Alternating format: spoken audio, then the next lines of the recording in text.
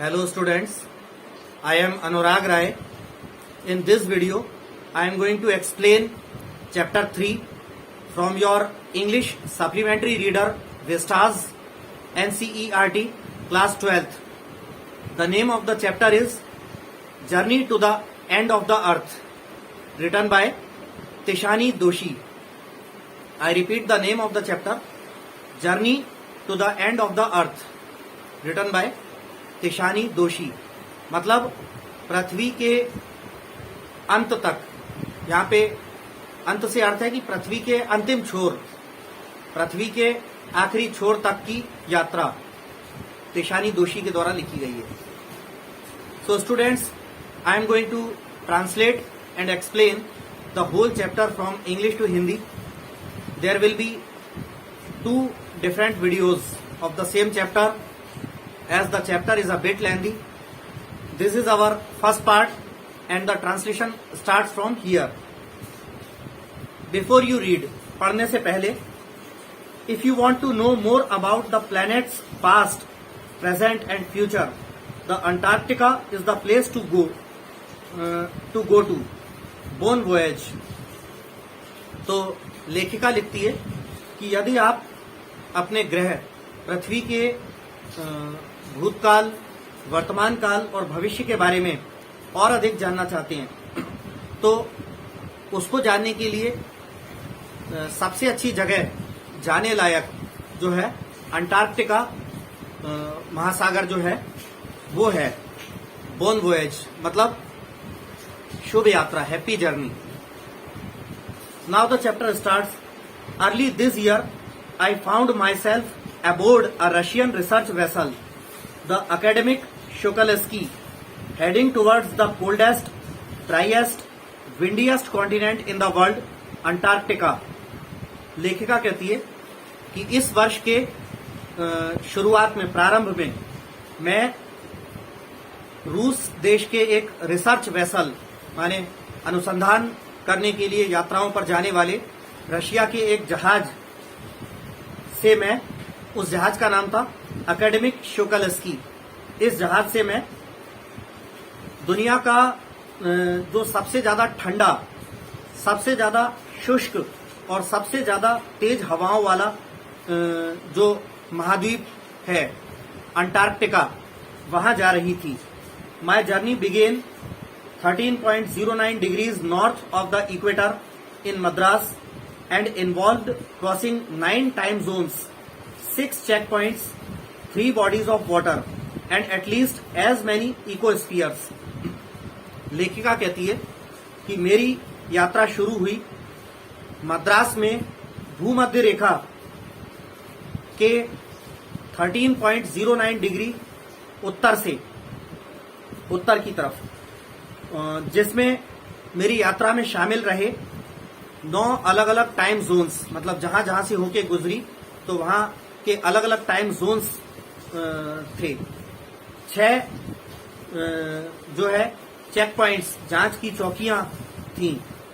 3 bodies of water, और जहां से वो होकर गुजरी अंटार्कटिका के लिए, तो वहां से लेके अंटार्कटिका तक 3 जो है पानी के बड़े बड़े क्षेत्र पड़े, और लगभग उतने ही पारिस्थितिकी मंडल भी पड़े. By the time I actually set foot on the Antarctic continent, I had been traveling over 100 hours in combination of a car, an aeroplane and a ship. So my first emotion on facing Antarctica's expansive white landscape and uninterrupted blue horizon was relief, followed up with an immediate and profound wonder. लेखिका कहती है कि जब मैंने वास्तविकता में Antarctica महाद्वीप पर कदम रखा, तब तक मैं कार से, एरोप्लेन से और शिप से, इन तीनों के कॉम्बिनेशन में कम से कम 100 घंटे की यात्रा कर चुकी थी. यानी कुछ घंटों की यात्रा उसकी कार से रही होगी, कुछ घंटों की यात्रा एरोप्लेन से रही होगी और कुछ और घंटों की यात्रा शिप से रही होगी. अंटार्कटिका पर जब उसने कदम रखा तब तक इतने घंटे की यात्रा कर चुकी थी।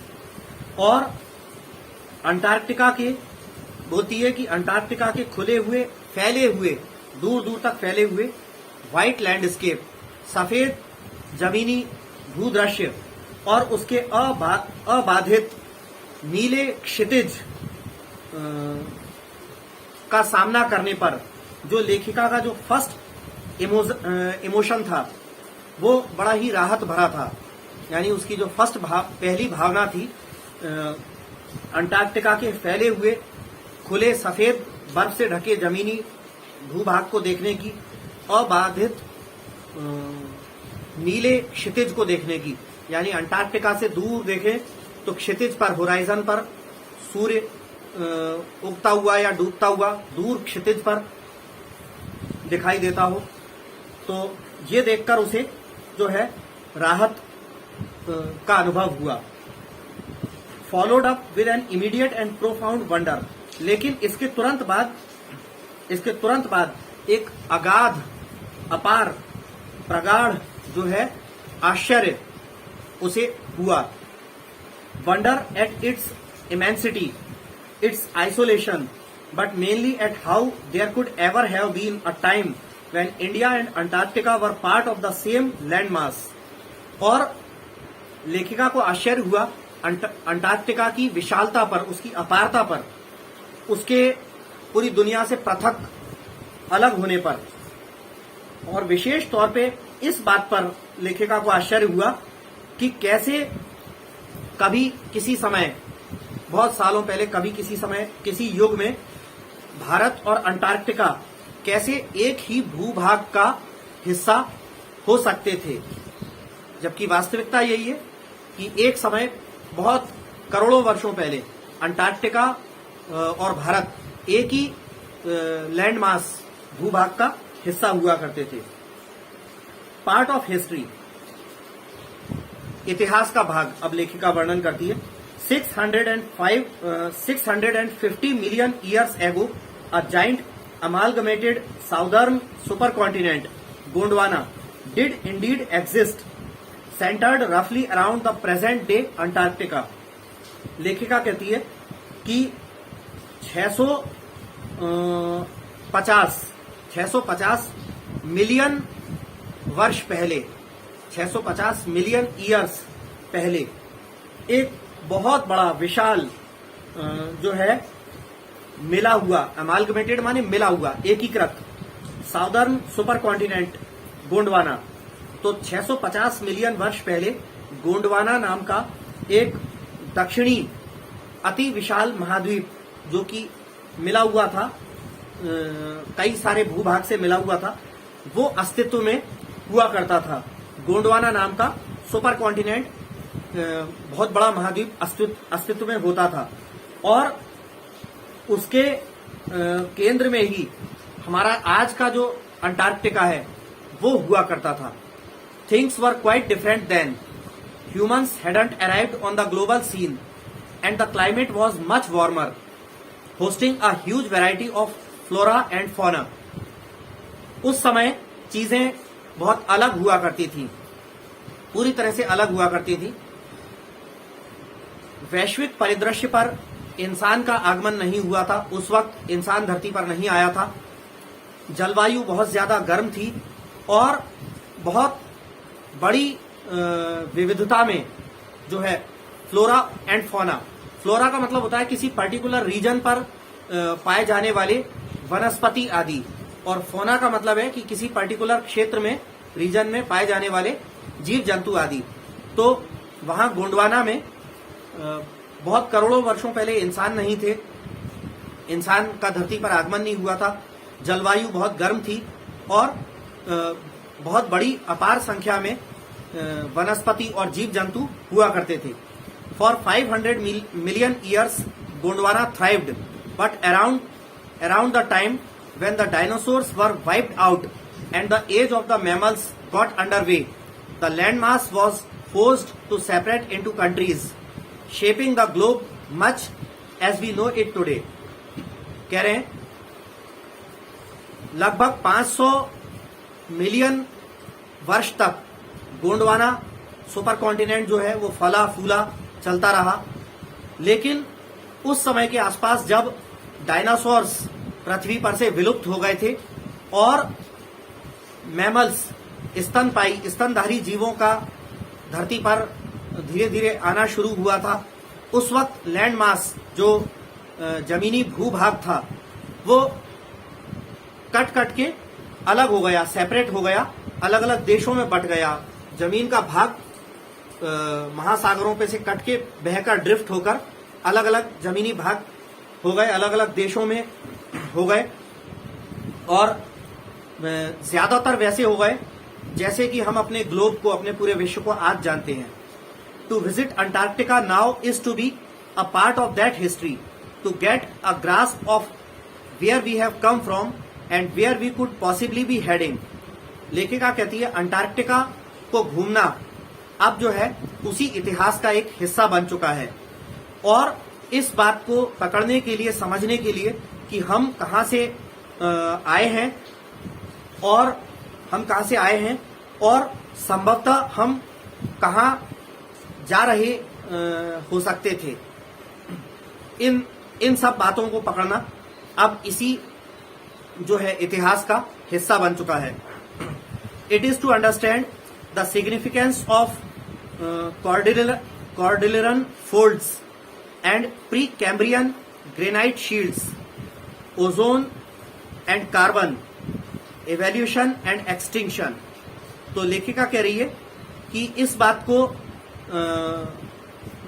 पर्वत की जो कॉर्डिलरन फोल्ड्स लिखा है, इसका मतलब है पर्वत समूह की परतें या तहें, कि पर्वत समूह की तहें या परतों के महत्व को समझने के लिए, और प्री कैम्ब्रियन का मतलब है वेल्स जो देश है उसके, वेल्श की जो ग्रेनाइट शील्ड्स है, ग्रेनाइट पत्थर की जो परतें हैं, ओजोन और कार्बन, ओजोन की परत और कार्बन, और इन सब के एवोल्यूशन, मानव के या जीव जंतुओं की एवोल्यूशन यानी पैदा होना से लेकर क्रमिक विकास, और एक्सटिंक्शन यानी कि कई प्रजातियों का विलुप्त हो जाना जो है, इस सब को समझना है, इस सब को जानना है, इस सब को समझना है। When you think about all that can happen in a million years, it can get pretty mind boggling। लेखिका कहती है कि जब आप ये सोचोगे कि इतना सारा कुछ एक मिलियन वर्षों के दौरान, यानी 10 लाख वर्षों के दौरान इतना सारा कुछ घटित हो चुका है, तो ये सब अच्छा खासा दिमाग को चकरा देने वाला या दिमाग को चकमा देने वाली सब बातें हैं। Imagine India pushing northwards, jamming against Asia to buckle its crust, and from the Himalayas South America drifting off to join North America, opening up the Drake Passage to create a cold circumpolar current, keeping Antarctica frigid, desolate and at the bottom of the world. तो कह रहे हैं, लेखिका कहती है कि आप कल्पना कीजिए कि भारत जो है उस वक्त जो गोंडवाना सुपर कॉन्टिनेंट हुआ था, जहां पे आज के देश जो अलग अलग या महाद्वीप आज के अलग अलग हो गए हैं, ऑस्ट्रेलिया अलग हो गया खिसक के, वो पहले जुड़े हुए एक ही भूभाग का हिस्सा हुआ करते थे। खासतौर पे भारत और जो है अंटार्कटिका एक भूभाग का हिस्सा हुआ करते थे। लेकिन लेखिका कहती है कल्पना कीजिए कि भारत जो है उत्तर की तरफ धकेला जा रहा हो और एशिया के साथ अटक कर, एशिया महाद्वीप के साथ अटक कर, चिपक कर उत्तर की ओर खिसका जा रहा हो, अपनी पपड़ी को जो है पकड़े हुए, अपनी धरती को, अपनी जो है क्रस्ट को, अपनी पपड़ी को पकड़े हुए, जकड़े हुए इंडिया जो है एशिया महाद्वीप के साथ साथ जकड़े हुए, चिपके हुए उत्तर की ओर खिसक रहा हो, and from the Himalayas South America drifting of, और हिमालयाज से जो है, हिमालयाज से दक्षिण अमेरिका जो है बहकर महासागरों पर बहकर सरक कर उत्तर अमेरिका की तरफ जा रहा हो, और इस बीच दक्षिण अमेरिका के खिसक कर सड़क कर उत्तर अमेरिका की तरफ जाने के बीच ड्रेक नाम का रास्ता, ड्रेक पैसेज का निर्माण कर रहा हो, जिससे कि एक ठंडी जो है ध्रुव के निकट की ध्रुव जो पोल्स होते हैं, जैसे उत्तरी ध्रुव और दक्षिणी ध्रुव है, तो दक्षिण अमेरिका का खिसक कर सड़क कर उत्तरी अमेरिका की तरफ जाना, जिससे ड्रेक पैसेज खुलता हो, ड्रेक नाम का रास्ता मार्ग ड्रेक पैसेज खुलता हो, और उससे जो है ध्रुवों के पास की ठंडी ठंडी हवा और पानी का बहाव होता हो, जिससे कीपिंग अंटार्कटिका फ्रिजिड, और जिससे उस ठंडे करंट से बहाव से अंटार्कटिका जो है जमा हुआ और डिसोलेट माने निर्जन, वीरान, सुनसान या उजाड़ हो जाता हो, दुनिया के बॉटम पर अंटार्कटिका पहुंच जाता हो। कल्पना कीजिए कि ऐसा सब कैसे हुआ होगा, सब खिसक कर अलग अलग कैसे गए होंगे, कैसे हुआ होगा। For a sun worshipping South Indian like myself, 2 weeks in a place where 90% of the Earth's total ice volumes are stored in a chilling prospect, not just for circulatory and metabolic functions, but also for the imagination. लेखिका कहती है कि मेरी तरह सूर्य देवता की पूजा करने वाले एक दक्षिण भारतीय व्यक्ति की तरह के लिए लेखिका कहती है कि मेरे जैसे सूर्य देवता की पूजा करने वाले किसी दक्षिण भारतीय व्यक्ति के लिए 2 सप्ताह ऐसी जगह पर बिताना जहां की पृथ्वी की 90% बर्फ इकट्ठी हो, जमा हो, ये एक ठंड से जमा देने वाली संभावना है। मतलब लेखिका जो है साउथ इंडियन थी, तो साउथ में आपको मालूम है दक्षिण भारत में गर्मी बहुत पड़ती है। सन वर्शिपिंग का मतलब है सूर्य की पूजा करने वाले। दक्षिण भारत के लोग सूर्य देवता की बहुत पूजा करते हैं, और वहां पे गर्मी भी बहुत पड़ती है, सूर्य देवता वहां प्रबल रहते हैं। तो कल्पना कीजिए कि दक्षिण भारत में गर्मी की जगहों पर रहने वाला, हॉट क्लाइमेटिक कंडीशंस पे रहने वाला व्यक्ति 2 सप्ताह के लिए अंटार्कटिका जैसे भीषण सर्दी वाली जगह पे चला जाए, जहां पे पृथ्वी की 90% बर्फ जमा हो, तो उसके लिए कैसा होगा। इतनी गर्मी में रहने वाला व्यक्ति इतनी कठोर ठंड कैसे झेल लेगा। तो लेखिका यही कहती है कि मेरे जैसे गर्म जगह पे रहने वाले, सूर्य देवता की पूजा करने वाले दक्षिण भारतीय व्यक्ति के लिए 2 सप्ताह ऐसी जगह पर बिताना जहां पृथ्वी की 90% बर्फ इकट्ठी हो, ये एक जमा देने वाली संभावना है। ना सिर्फ एक सर्कुलेटरी, एक चक्रवाती या चयापचयी क्रियाओं के लिए, मेटाबॉलिक यानी चयापचयी क्रियाओं या फिर सर्कुलेटरी फंक्शंस के लिए नहीं, बल्कि कल्पना के लिए भी। कल्पना भी सोचिए आप कि कल्पना करके भी देखिए कि इतने गर्म इलाके में रहने वाला व्यक्ति इतनी भीषण ठंड वाली जगह पे कैसे सरवाइव करेगा 2 सप्ताह, वो भी। बट ऑल्सो फॉर द यहां इसके आगे से पढ़ना है। It's like walking into a giant ping pong ball devoid of any human markers, no trees, billboards, buildings. आगे लेखिका कहती है कि ये तो ऐसा है कि जैसे किसी बहुत बड़ी दैत्याकार टेनिस की बॉल पर चलना, जो कि किसी भी प्रकार के मानव निशानी से रहित हो। अंटार्कटिका मतलब अंटार्कटिका पे घूमना या यात्रा करना को लेखिका बताती है कि ऐसा लगता है जैसे किसी बहुत बड़ी विशालकाय किसी टेनिस की बॉल पर घूम रहे हो, जहां पर किसी प्रकार की इंसानी निशानी ना हो। नो ट्रीज, बिलबोर्ड्स, बिल्डिंग्स, कोई पेड़ ना हो, सड़कों पे लगे कोई होर्डिंग्स, विज्ञापन के तख्ते ना हो, इमारतें ना हो। You lose all earthly sense of perspective and time here.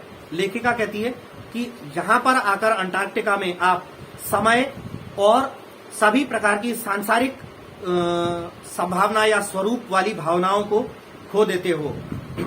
The visual scale range from the microscopic to the mighty myths and mites to blue whales and icebergs as big as countries. The largest recorded was the size of Belgium.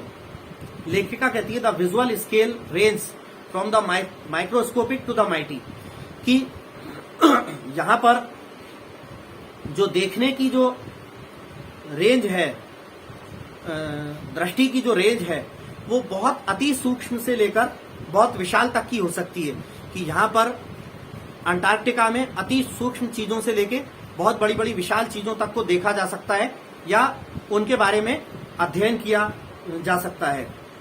जैसे कि मशक प्रजाति के कीड़े, मिजेस and mites, मशक प्रजाति के कीड़े यानी मिजेस, और माइट्स माने घुन, छोटे छोटे बारीक दीमक जैसे घुन वाले कीड़े, इनसे लेकर ब्लू वेल्स, बड़ी बड़ी अति विशाल ब्लू वेल्स, जो धरती पर पाए जाने वाले सबसे बड़ा प्राणी होता है ब्लू वेल्स, इन तक को, and icebergs as big as countries, और बर्फ के जो अंटार्कटिका महाद्वीप से, ग्लेशियर से बर्फ की जो बड़ी बड़ी चट्टानें जो कटकर अलग होकर समुद्र में बह के आ जाती हैं, बर्फ की बड़ी बड़ी चट्टानें, आइसबर्ग्स, वो इतने विशाल तक उन्हें तक देखा जा सकता है कि जो कि किसी देश के बराबर हो, और जिसमें अभी तक का जो सबसे बड़ा आइसबर्ग, सबसे बड़ा जो बर्फ का टुकड़ा अंटार्कटिका में जो देखा गया, पाया गया, उसका रिकॉर्ड दर्ज किया गया।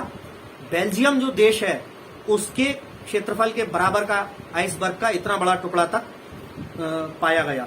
Days go on and on and on in surreal 24-hour austral summer light and a ubiquitous silence interrupted only by the occasional avalanche or calving ice sheet consecrates the place. लेखिका कहती है days go on and on and on in surreal 24 hour. लेखिका कहती है कि दिन यहाँ पे बीतते ही चले जाते हैं, बीतते ही चले जाते हैं, बीतते ही चले जाते हैं। सरियल का मतलब है स्वप्निल, स्वप्न जैसे, अवास्तविक 24 घंटों में, क्योंकि अंटार्कटिका जो है, और अंटार्कटिका में ही दक्षिणी ध्रुव पाया जाता है, साउथ पोल। तो साउथ पोल में जो है 6 महीने का दिन और 6 महीने की रात रहती है। तो 24 आवर्स तो ऐसे वहां बीतते जाएंगे जैसे कोई अवास्तविक समय हो। ऑस्ट्रल समर लाइट, और दक्षिणी गर्म प्रकाश में 24 घंटे आपके ऐसे बीतते चले जाते हैं, ऐसे बीतते चले जाते हैं जैसे कोई स्वप्निल या अवास्तविक समय हो। एंड अ यूबिक्विटस साइलेंस, और एक सर्वव्यापी शांति हो, क्योंकि अंटार्कटिका में निर्जन इलाका है, वहां कोई मानव बस्ती नहीं है, तो दूर दूर तक, सैकड़ों हजारों मीलों दूर तक जो है सर्वव्यापी यूबिक्विटस साइलेंस, शांति रहती है, इन uninterrupted by the occasional avalanche और क्लेविंग आइस शीट। और ये जो हमेशा का बना रहने वाली जो शांति है, वो बस बीच बीच में तब भंग होती है, वहां पर केवल शोर या आवाज बीच बीच में कभी कभार वो भी तब होता है जब कोई एवलांश यानी भूस्खलन, पर्वत के टूट के गिरने की घटना, या जमीन के फटने या पर्वत के टूट के गिरने की घटना जो एवलांश कहलाती है, एवलांश अगर हो तब, या फिर बर्फ की चट्टानों का आपस में, बर्फ की शीट का पपड़ी का आपस में चरचराकर जो है फटना, चीर जाना, केवल एवलांश या बर्फ का फटना या चीरना, ऐसी अगर कोई घटनाएं हो तब ही वहां पर आवाज होती है, नहीं तो दूर दूर तक वहां सर्वव्यापी आवाज है। और ये घटनाएं, ये सारा सीन जो है वो अंटार्कटिका वाली जगह को बड़ा ही मानो कि शुद्ध या पवित्र बनाता हो। It's an immersion that will force you to place yourself in the context of the Earth's geological history। लेखिका कहती है कि ये एक प्रकार से विसर्जन है, ये एक विसर्जन है जो कि आपको फोर्स करेगा, बाध्य करेगा अपने आप को पृथ्वी के भूगर्भ विज्ञान के इतिहास में के संदर्भ में रखने के लिए आपको बाध्य करेगा।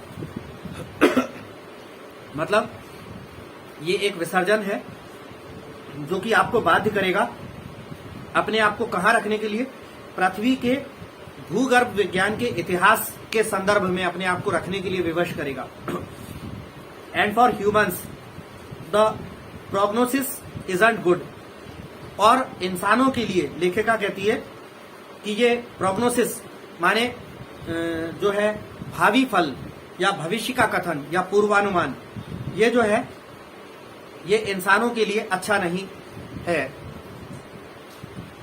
ह्यूमन इम्पैक्ट, अब लेखिका वर्णन करती है मानव प्रभाव या मानव का असर। Human civilisations have been around for a paltry 12,000 years, barely a few seconds on the geological clock। लेखिका कहती है कि पृथ्वी पर मानव सभ्यता एक बहुत ही तुच्छ या नगण्य या बहुत ही मामूली से छोटे से समय अवधि यानी सिर्फ 12,000 वर्षों से है। तो 12,000 वर्षों की अवधि जब से पृथ्वी पर इंसान है, मानव है, इस अवधि को लेखिका बहुत पैल्ट्री माने तुच्छ या मामूली या नगण्य क्यों बताती है और काय पर बताती है? बेयरली a few seconds on the geological clock, कि जो भूगर्भ विज्ञान की जो घड़ी है, जियोलॉजिकल क्लॉक है, उस पे तो 12,000 वर्षों की अवधि मात्र कुछ सेकंडों की अवधि है।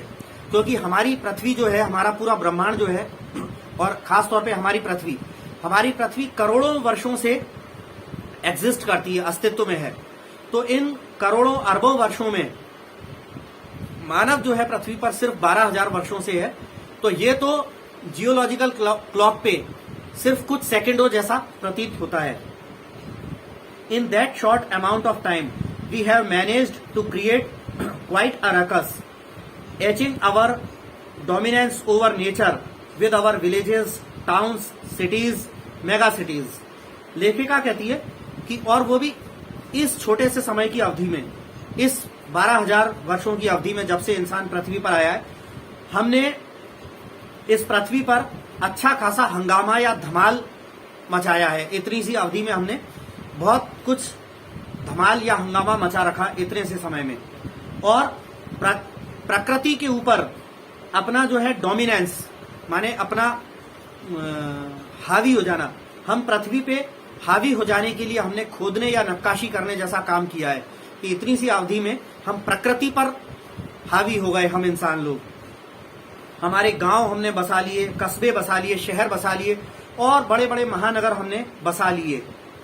The rapid increase of human populations has left us battling with other species for limited resources and the unmitigated burning of fossil fuels has now created a blanket of carbon dioxide around the world, which is slowly but surely increasing the average global temperature।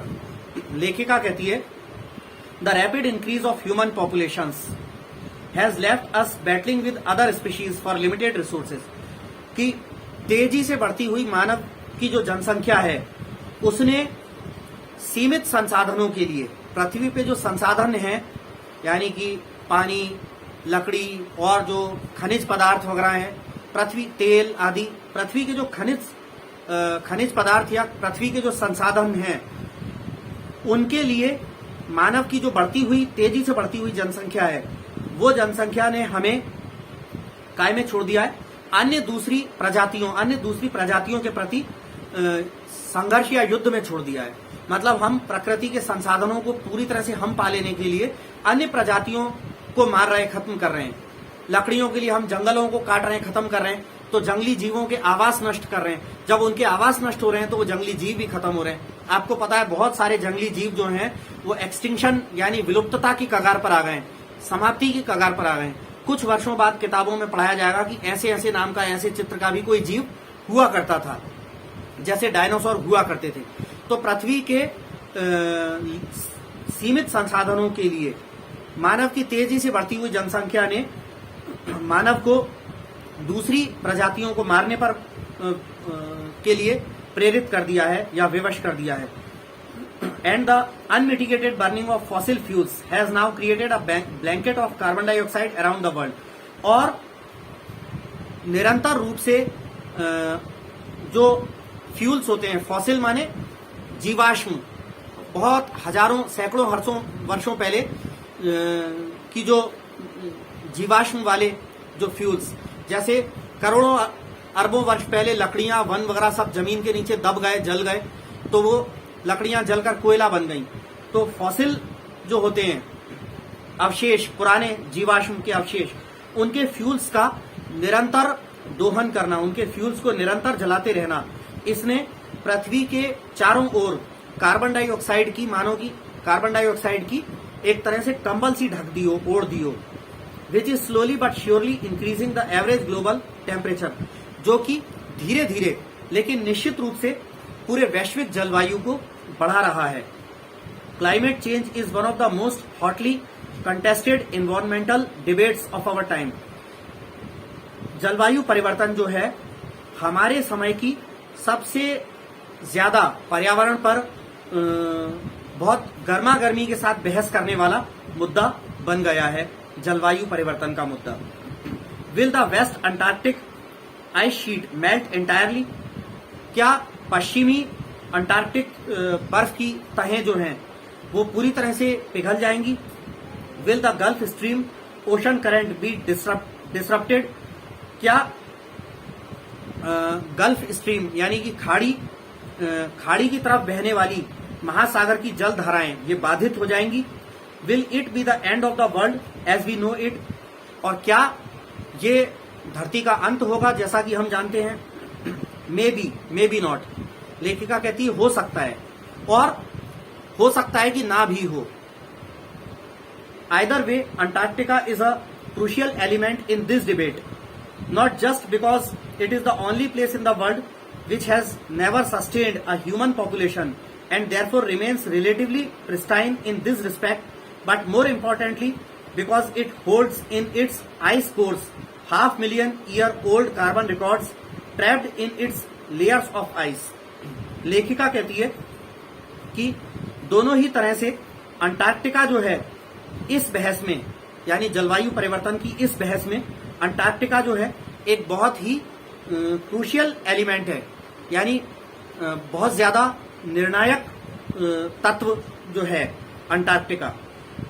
ना सिर्फ इसलिए, not just because it is the only place in the world which has never sustained a human population, ना सिर्फ इसलिए, केवल इसलिए नहीं है अंटार्कटिका इस डिबेट का सबसे महत्वपूर्ण या निर्णायक तत्व, सिर्फ इसलिए नहीं है कि अंटार्कटिका एकमात्र दुनिया की ऐसी जगह है जिसने अभी तक मानव सभ्यता को पाला पोसा या संचित नहीं किया है, और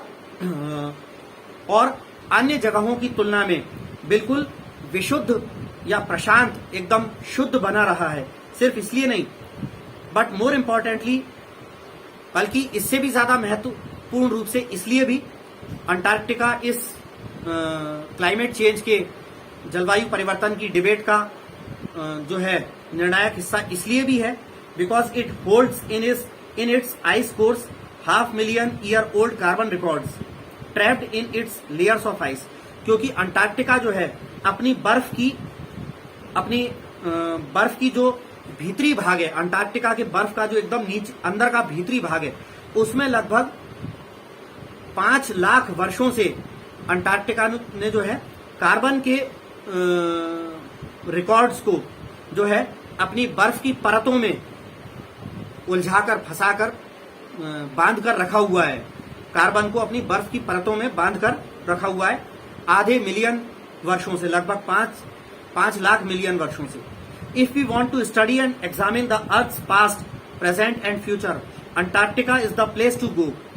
अगर हम हमारे ग्रह पृथ्वी के भूतकाल, वर्तमान काल और भविष्य काल के बारे में जानना चाहते हैं तो उसको जानने के लिए, अध्ययन करने के लिए अंटार्कटिका जाने लायक सबसे अच्छी जगह है, ऐसा लेखिका कहती है। So students, this is our first part and the remaining next part will be explained to you in my next video. I would like to request you once again to subscribe my YouTube channel Anurag Rai English Tutor if you haven't subscribed it so far. Thanks.